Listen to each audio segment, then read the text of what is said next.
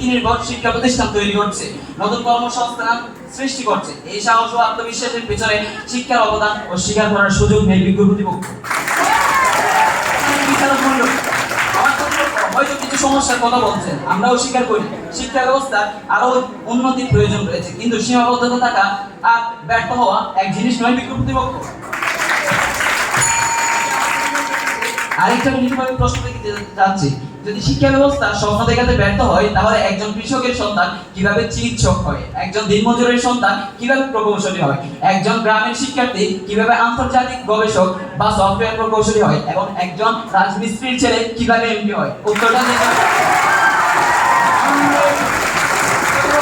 বক্তব্য শুনে মনে হয়েছে তারা একটি গাছের শুকনো পাতার দিকে তাকিয়ে পুরো বনকে মৃত ঘোষণা করছে, কিন্তু বাস্তবতা হলো কিছু শুকনো পাতা থাকলেও বন সবুজ থাকে, কিছু সীমাবদ্ধতা থাকলেও শিক্ষা ব্যবস্থা এগিয়ে যায়। আজ বাংলাদেশে ডিজিটাল শিক্ষা বিস্তৃত হচ্ছে, স্মার্ট ক্লাসরুম তৈরি হচ্ছে, কারিগরি শিক্ষার সুযোগ বাড়ছে, বিজ্ঞান ও প্রযুক্তি শিক্ষার গুরুত্ব দেওয়া হচ্ছে।